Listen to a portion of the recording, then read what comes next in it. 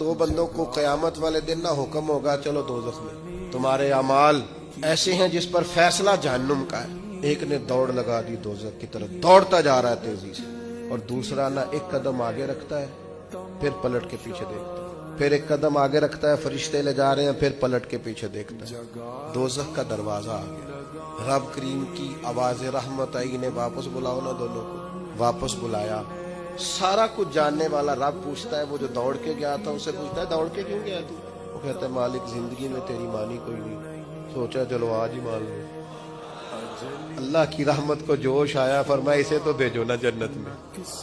चलो इस वक्त ही सही इताअत का जज्बा तो बेदार हुआ ना। दूसरे से पूछा भाई तू क्यों नहीं जा रहा था? वो कहने लगा मालिक मेरी सारी जिंदगी उम्मीद रही है कि मेरे रब ने माफ कर देना, माफी मिल जानी, करम हो जाना है, फजल ही होना है। मालिक दोज़ख का दरवाजा आ गया पर मेरी उम्मीद टूटी नहीं, मेरी कायम रही। और जब तेरी आवाज़ रहमत आई ना कि आ जा, तो फिर मेरे अंदर से वो अकीदा और तगड़ा हुआ। देखा ना, बुला लिया ना तेरे रब ने, आ गई ना रहमत की आवाज, बुला लिया ना।